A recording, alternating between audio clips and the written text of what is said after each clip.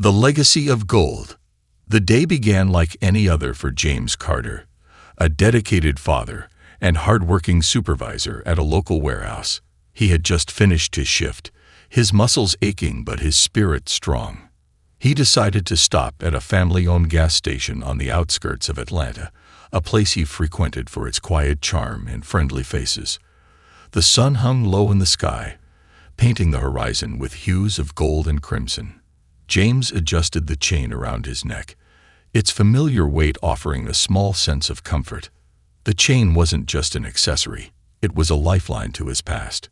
Crafted decades ago, it had belonged to his father, Richard Carter, a man who had stood tall during the civil rights movement. The chain had been there through every march, every shouted demand for justice, and every silent vigil held for lives lost to hate. It was more than metal, it was memory. As James lightly touched the pendant that dangled from it, he thought of his father's words, "Wear this with pride, son. Let it remind you that no one can take your dignity." James had lived by those words, and the chain had become his silent protest against a world still rife with inequality. He wore it to honor his father and the sacrifices of those who came before him. Lost in thought, James barely noticed the patrol car pull up a few pumps away. The sound of the car doors slamming shut jolted him back to the present. A tall, broad-shouldered police officer approached, his mirrored sunglasses reflecting the orange glow of the setting sun. There was a casual menace in his stride, the kind of confidence that came from knowing the power he wielded could go unchecked. "Nice chain," the officer remarked, his voice cold and cutting. "Where'd you get it?" James froze, the question landing like a punch to the gut. He glanced at the officer's badge, noting the name, Officer Mitchell. "It was my father's," James replied, keeping his tone steady. He didn't want trouble, but he wasn't about to let himself be disrespected either.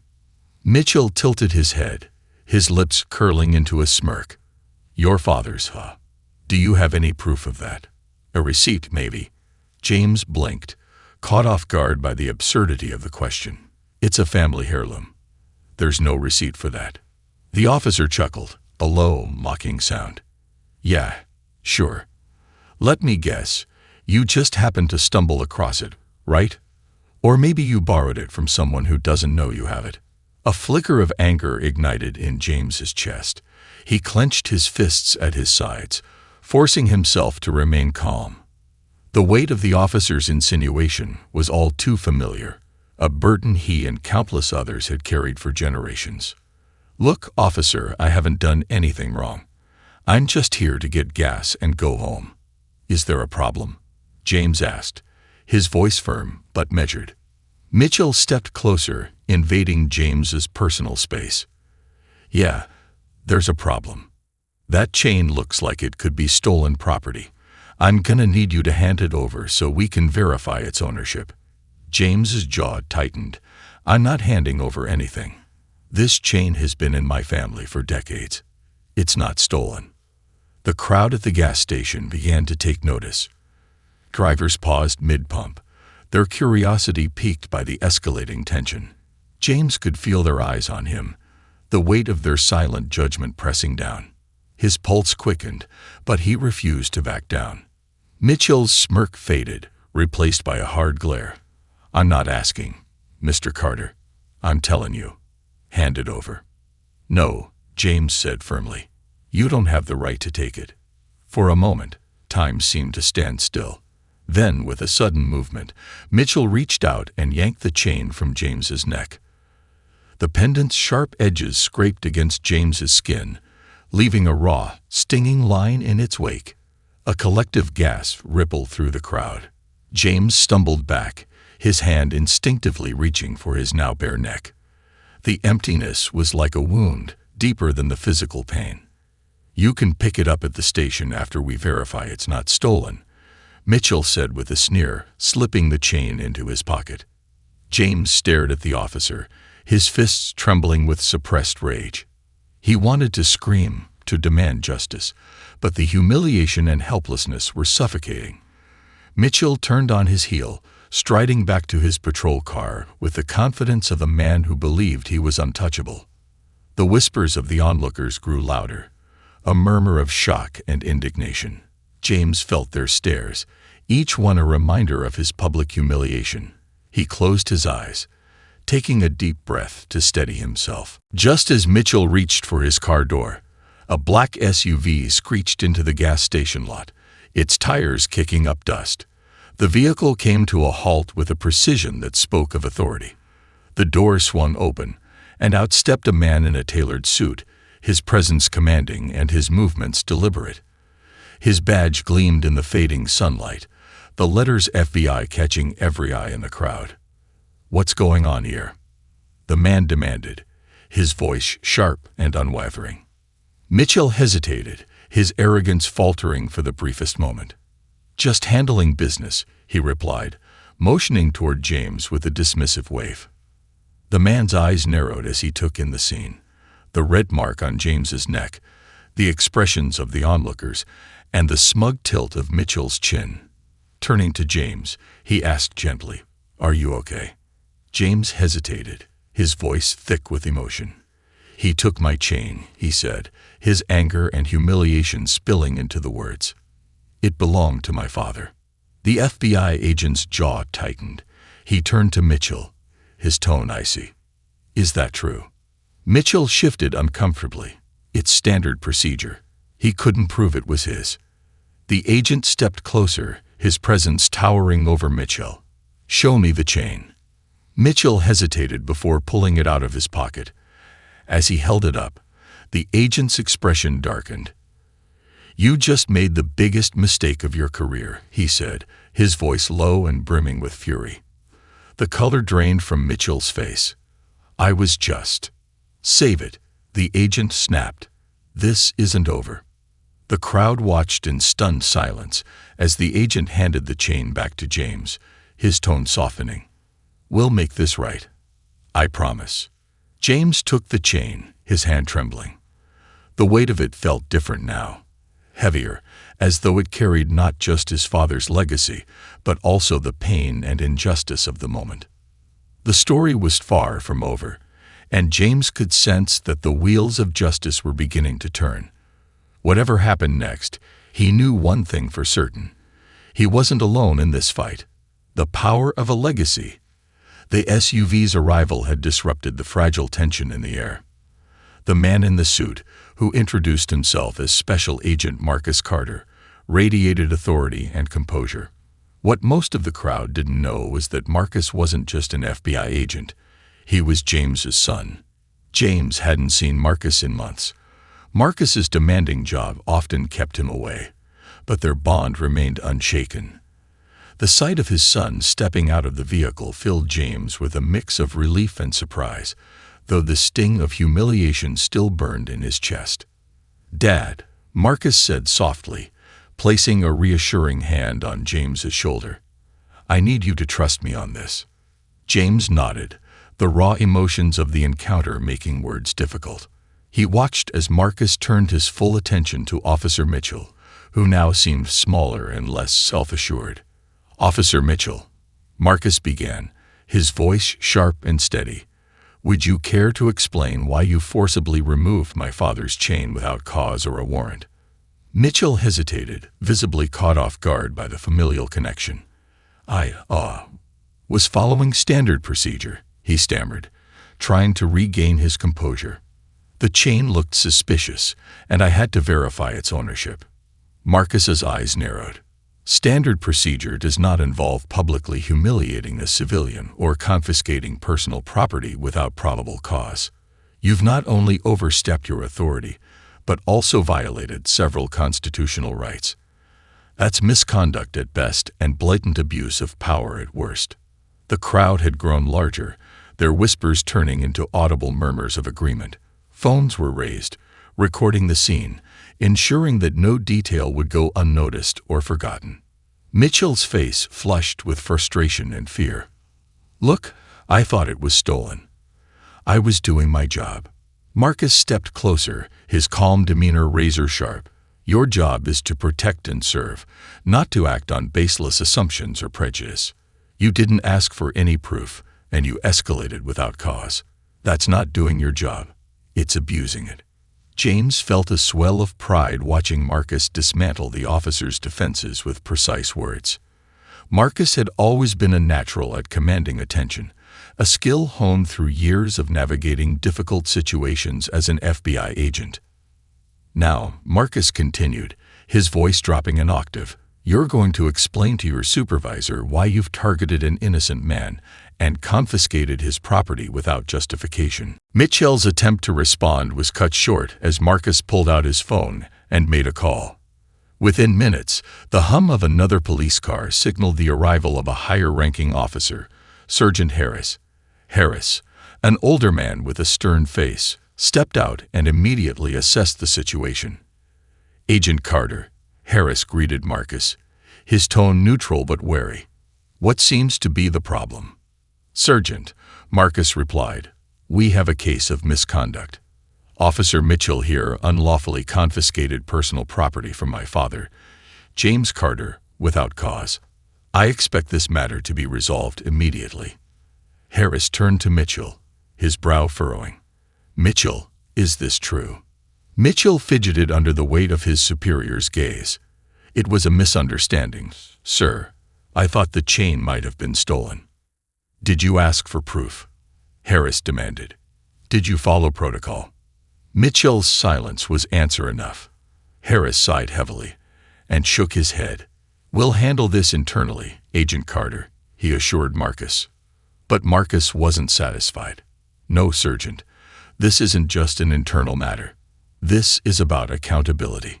My father's dignity was stripped away in public, and this crowd deserves to see justice served just as much as he does." The crowd murmured in agreement, emboldened by Marcus's words.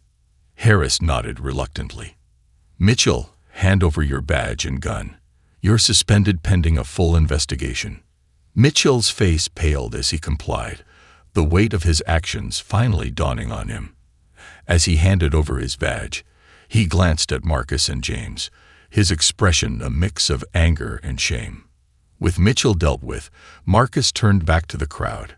"This is why we must hold those in power accountable," he said, his voice carrying a conviction that silenced the whispers. "Today we stand against injustice, not just for my father, but for everyone who's ever been made to feel powerless." James felt a lump rise in his throat. His son wasn't just speaking for him. He was speaking for generations of people who had endured discrimination and mistreatment. The crowd erupted into applause, their cheers echoing across the gas station lot. As the crowd began to disperse, Marcus turned to his father. "Come on, Dad," he said with a small smile. "Let's get you home." James nodded, the weight of the day slowly lifting. As they walked toward Marcus's SUV, James reached for the chain around his neck. It felt heavier now, but not because of the pendant's weight. It carried a new meaning, one of resilience, justice, and the unshakable bond between a father and his son. The road ahead would still have its challenges, but for the first time in a long time, James felt a glimmer of hope. The legacy of his father's chain had grown stronger, and with Marcus by his side, he knew it would continue to shine for generations to come. The chain that sparks change. The events of the gas station were far from over. By the time James and Marcus left, the incident had already gone viral.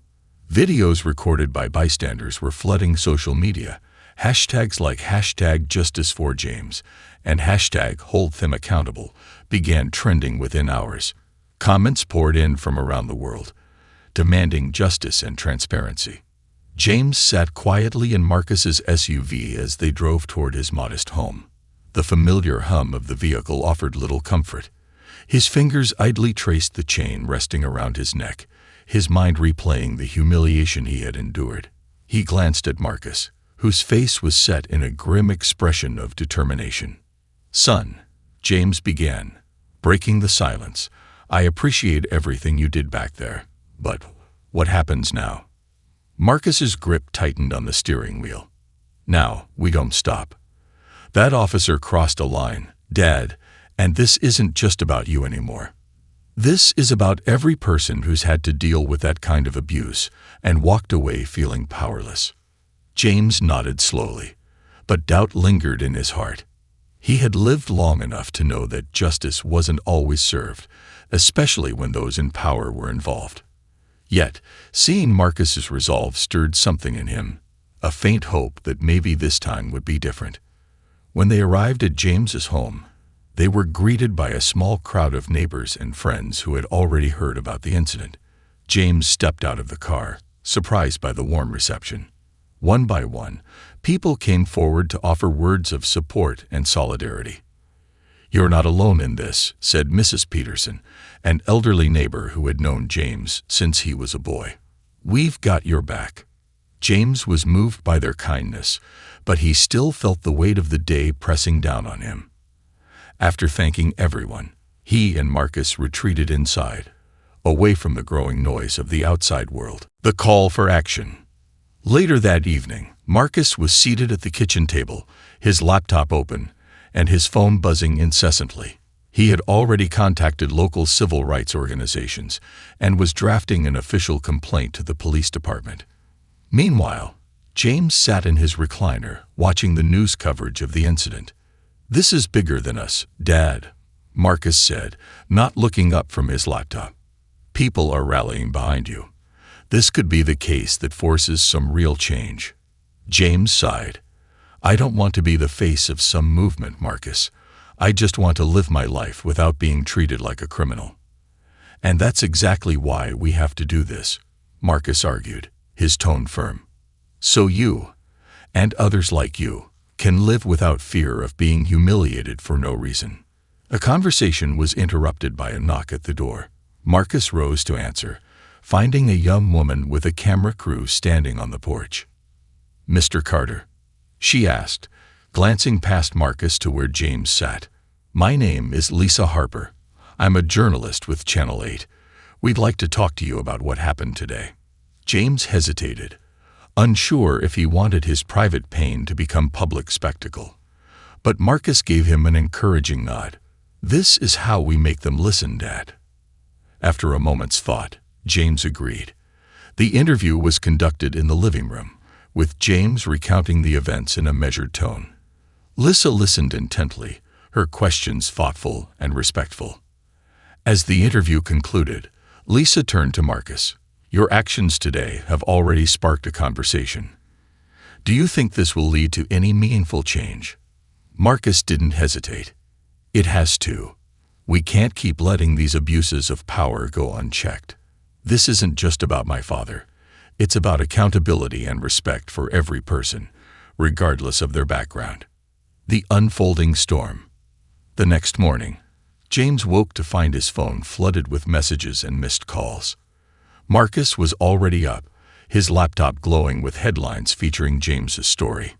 "Take a look at this," Marcus said, motioning for his father to join him. James sat down, his eyes scanning the screen.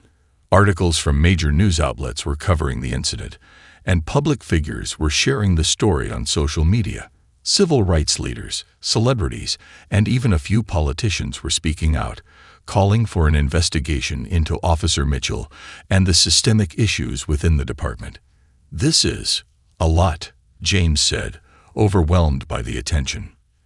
"It's a good thing," Marcus replied. "The more people know, the harder it'll be for them to sweep this under the rug." As the day went on, more developments unfolded. The police department issued a vague statement, claiming they were looking into the matter. It wasn't enough to satisfy the public, and protests began to form outside the precinct, demanding justice for James and accountability for Officer Mitchell. The battle begins. By the end of the week, Marcus had organized a meeting with a prominent civil rights attorney, who agreed to take on James's case pro bono. Together, they filed a formal complaint and prepared for a potential lawsuit against the department. The goal was not only to hold Mitchell accountable, but also to push for reforms that would prevent similar incidents in the future. James, who had initially been hesitant to embrace the spotlight, found himself growing more confident as the support around him grew. He began speaking at community events, sharing his story, and urging others to stand up against injustice. "This chain," he said during one event, holding it up for the crowd to see, "is a symbol of my family's history, of our resilience. No one has the right to take that from me or anyone else." The crowd erupted into applause, their cheers a testament to the power of his words. The turning point. As the case gained momentum, new details about Officer Mitchell's past began to emerge. Several individuals came forward, sharing their own experiences of harassment and misconduct at his hands. It became clear that this wasn't an isolated incident. It was part of a pattern that had gone unchecked for years. The pressure mounted, and the department was forced to take action. Mitchell was terminated, and an internal review was launched to address systemic issues within the force. For James, the journey wasn't easy. The public scrutiny and emotional toll were immense, but he found strength in the support of his community and the unwavering determination of his son. In the end, James's fight for justice became more than just a personal battle. It became a catalyst for change. His story inspired others to speak out, proving that even in the face of adversity, one voice could make a difference. And through it all, the chain around his neck remained, a symbol of pride, history, and the unbreakable bond between a father and his family. The struggle for justice. The days after the public outcry were a blur for James. The overwhelming flood of attention from the media, the constant pressure to take action, and the mounting responsibility weighed heavily on him. But something had shifted in him. The humiliation of that day at the gas station had given birth to a fire, a desire to make sure that no one else would ever experience what he had. James had always been a quiet man, someone who believed in working hard, keeping his head down, and staying out of trouble. He never imagined that he would be thrust into the center of such a public storm. But here he was, standing at the forefront of something much bigger than himself. And for the first time in a long time, James wasn't afraid. Marcus, who had been at the helm of the campaign from the beginning, continued to support his father, keeping him informed of every development, every tweet, and every article that was published. His son's unwavering commitment to justice gave James a sense of calm, knowing that he wasn't alone in this fight. The lawsuit against Officer Mitchell had already been filed, and the legal team was working around the clock to ensure that the case would go to trial. But it wasn't just about the case anymore. It was about creating lasting change.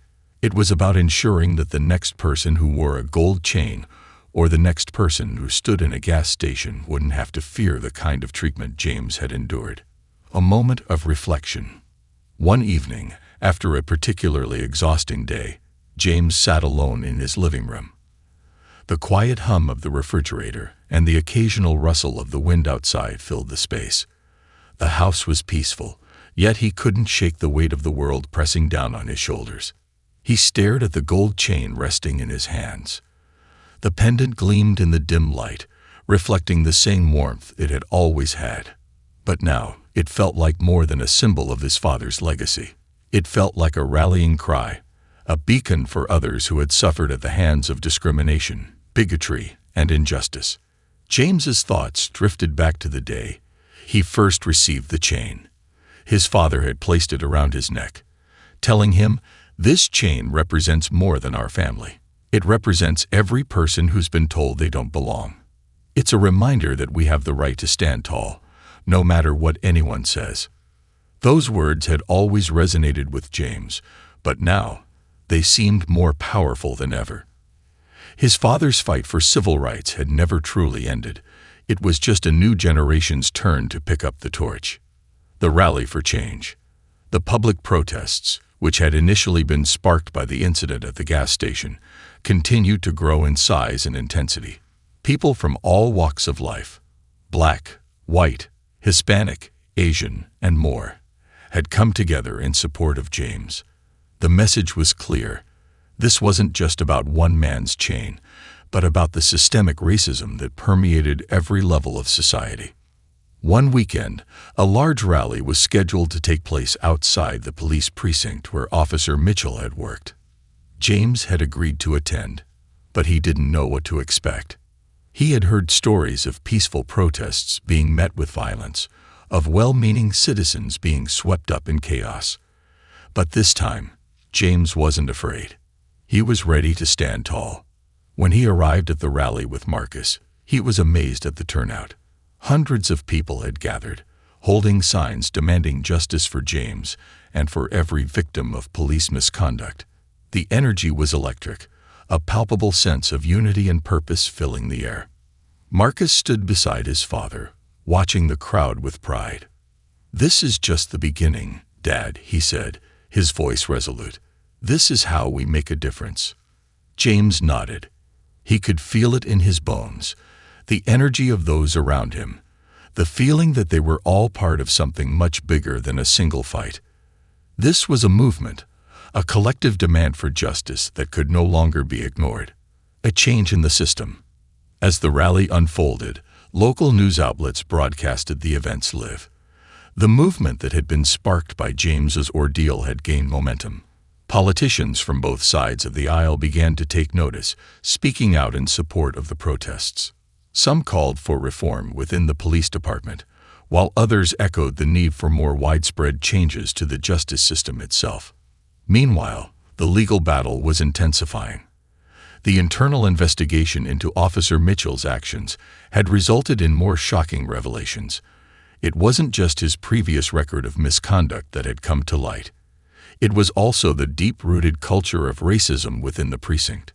More officers, including some higher-ranking officials, were implicated in covering up similar incidents, and the department was facing mounting pressure to address its systemic issues. For Marcus, the work was far from over. His focus had shifted from just getting his father's chain back to something more important, ensuring that the events of that day would lead to real change. He worked tirelessly with civil rights organizations and legal experts to push for comprehensive reform, including better training for officers, more accountability within the force, and the establishment of community oversight committees.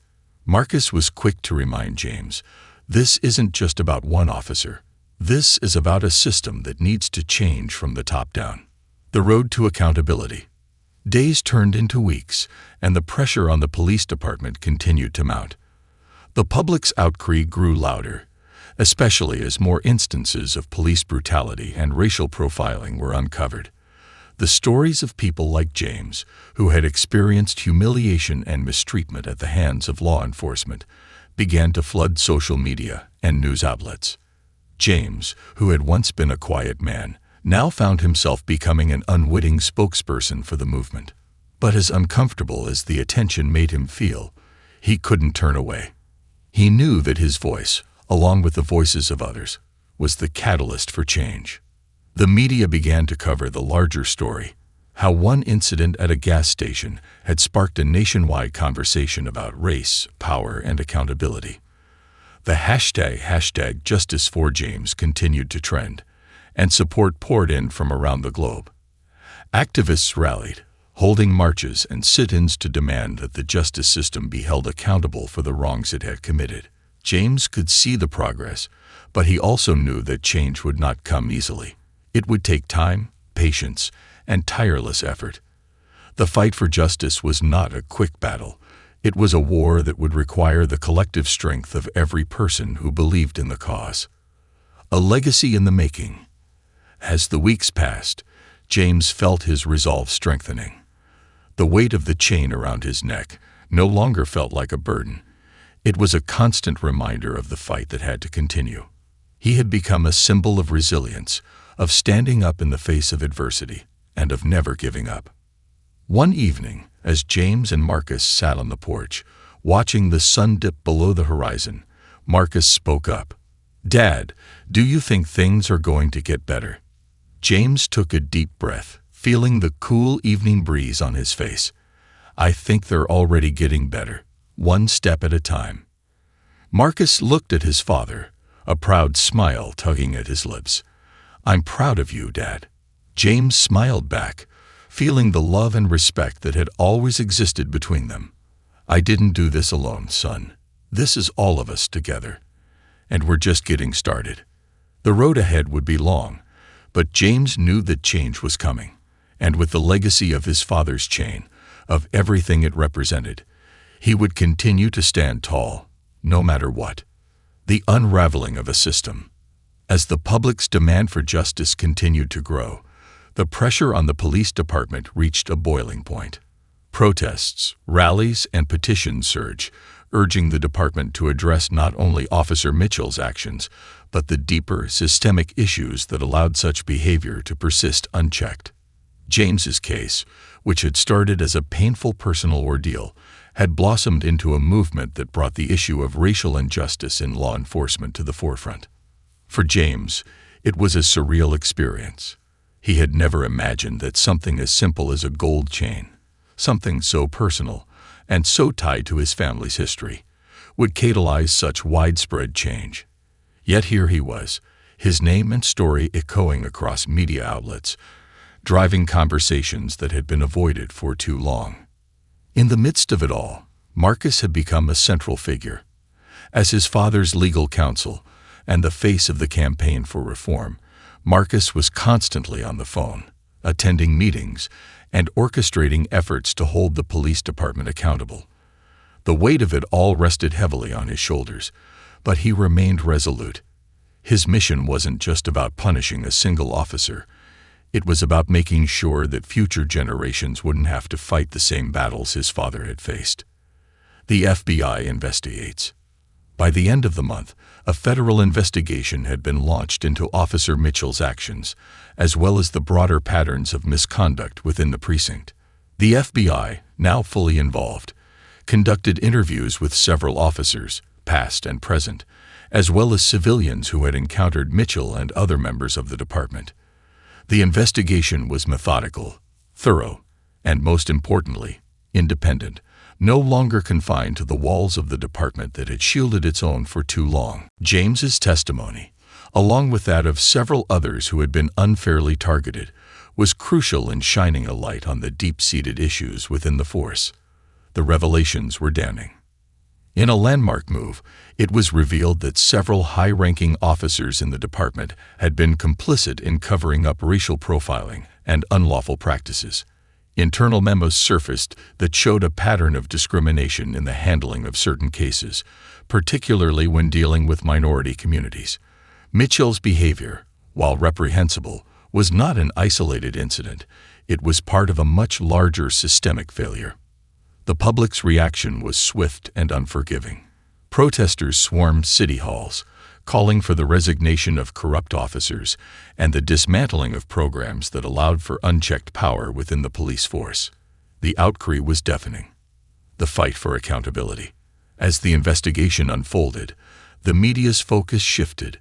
The story was no longer just about one officer's misconduct. It was about an entire system built on inequality. The spotlight moved from James's personal loss to the larger question of how such a culture of abuse had flourished for so long. The department's attempts to quell the situation with vague promises of reform fell flat. The public was no longer satisfied with half measures and empty words. They wanted action, real change, and they were determined to see it through. Marcus knew the fight wasn't over. In fact, it had only just begun. He worked tirelessly, coordinating with activists, attorneys, and community leaders to push for real legislative change. The first step was to ensure that Officer Mitchell would not return to a position of power. He had been placed on suspension, but the public's demand was clear. He needed to be fired, permanently. But the real battle was pushing for the long-overdue reforms in the police department. Marcus advocated for the creation of independent civilian oversight boards to hold officers accountable, for mandatory anti-bias training, and for greater transparency in police conduct. His voice became a beacon for those who had suffered in silence for far too long.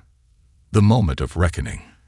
The day the final decision came down was a turning point. After weeks of mounting pressure, the city's police chief held a press conference to announce the findings of the internal investigation and the next steps. James and Marcus watched from their living room as the news anchor announced the chief's appearance, their hearts pounding with anticipation.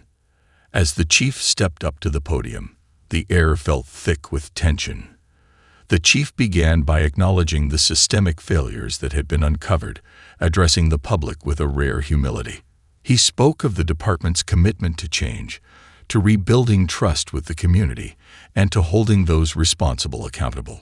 The most important part, however, came near the end of his statement. "Officer Mitchell," the chief said, his voice steady but somber, "has been officially terminated. In addition, we will be implementing a series of reforms within the department, effective immediately." The announcement was met with a wave of mixed reactions. For some, it was a step in the right direction, a sign that the system could be corrected. For others, it was not enough. How many other officers were still operating with the same unchecked power? How many others were complicit in the system? James and Marcus exchanged a look. It wasn't the end they had hoped for, but it was a victory, a hard-fought one. "This is just the first step," Marcus said quietly, his eyes fixed on the screen. "We can't stop now." James nodded. "No, we can't." The ripple effect. The impact of James's case extended far beyond the local precinct. The ripple effect was undeniable. Across the country, police departments were facing increased scrutiny, and local governments were being pressured to take meaningful action. James's story was a testament to the power of ordinary people standing up against injustice, even when the odds seemed insurmountable. The conversations that had been difficult to have for so long were finally being brought into the open. Communities began to demand transparency and accountability, and public officials could no longer avoid the reality of systemic racism and abuse within law enforcement. The lawsuits against other officers in the precinct continued, with James and Marcus playing an integral role in pushing for further legal action. But in the face of all the legal battles, James found that the personal healing was just as important. The personal toll. Though the public support and media attention were gratifying, the personal toll on James was becoming apparent. The stress of reliving the incident, of constantly being thrust into the spotlight, had begun to weigh on him. At times, he felt exhausted, the burden of being the face of a movement too heavy for one person to bear. One evening, as Marcus prepared to leave for yet another meeting, he found his father sitting quietly at the kitchen table, staring out the window. "Dad?" Marcus asked gently, taking a seat across from him. "Are you okay?" James sighed, his eyes tired. "I don't know, son. It's been a lot. I never asked for any of this." Marcus nodded, understanding. "I know, but what you're doing, what we're doing, it matters. You matter." James smiled faintly. "I know, but sometimes it just feels like it's too much." "You don't have to do it alone," Marcus said, his voice firm. "We're in this together, every step of the way." James felt a surge of gratitude for his son. "Thank you, Marcus. I couldn't have made it this far without you." And for the first time in weeks, James allowed himself to believe that, despite the challenges ahead, there was a light at the end of the tunnel. The fight for justice was far from over, but with his son by his side and the strength of the community behind him, James knew that they would continue pushing forward, together. The road ahead was long, but one thing was certain. The battle for justice had only just begun. The unseen strength. The months that followed Officer Mitchell's termination were a whirlwind. While the immediate shock of the incident had faded, the work was far from over. James, Marcus, and their community had sparked a revolution, a reckoning that had touched not just Atlanta, but cities across the nation. The fight for justice was no longer just about the wrongful actions of one officer. It had evolved into a broader movement aimed at systemic change within law enforcement. James, now more accustomed to the public spotlight, had become a symbol of the quiet strength that exists within every person who refuses to be broken by the weight of injustice. His story had touched a chord with so many, and the movement he had inadvertently led was growing. However, the burden of being that symbol was not one he had asked for. The stress, the emotional toll, the never-ending interviews, the court hearings, it was all taking its toll on him. The courtroom drama. The courtroom battles were intense, each one a reminder of how deeply ingrained the issues were within the system. Marcus had been tirelessly preparing for the upcoming trial against the police department for the systemic discrimination that allowed incidents like his father's to happen. The case against Mitchell was only the beginning. And now, the focus was on addressing the broader culture of corruption and bias within the department.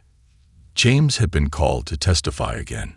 This time, it wasn't just his own personal story that he would tell, but the story of countless others who had suffered under the same oppressive system.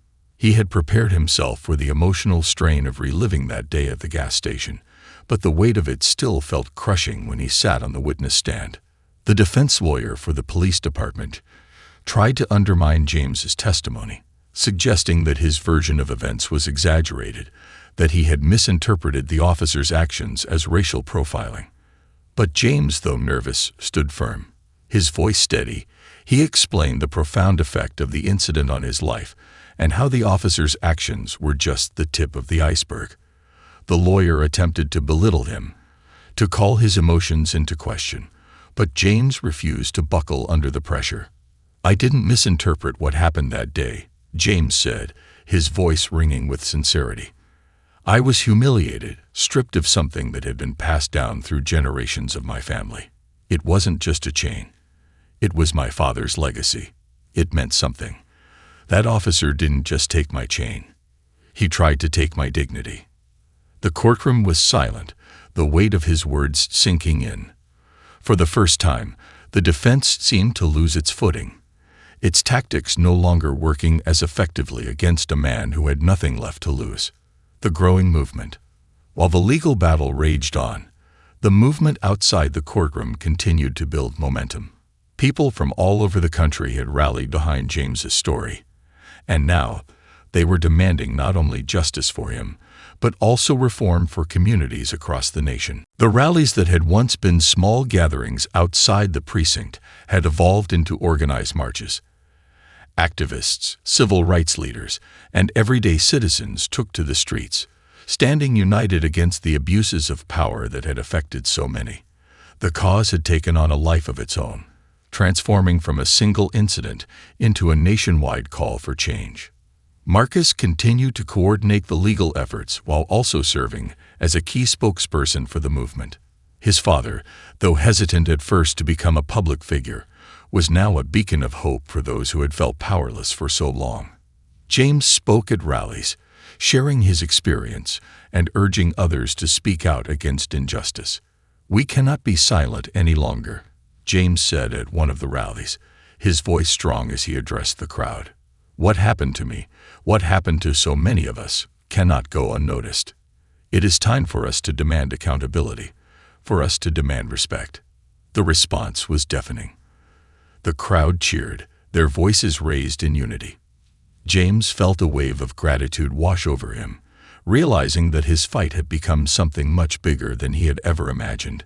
He wasn't just fighting for himself anymore. He was fighting for all those who had been silenced for too long. The weight of change. As the months wore on, the reality of the situation set in. Though the fight for justice was making great strides, there was no quick fix. The system that had allowed corruption and racism to thrive was not going to be dismantled overnight. But there were signs of progress. Small victories were being won every day. More officers were being held accountable, and public policy was slowly beginning to shift. A national conversation had been sparked about policing and racial inequality, and it wasn't going away. James had become part of that conversation. While some criticized the movement for being too loud or disruptive, James knew it was necessary. Change wasn't made by staying quiet. One of the most significant victories came when a new set of guidelines for police conduct was introduced at the national level.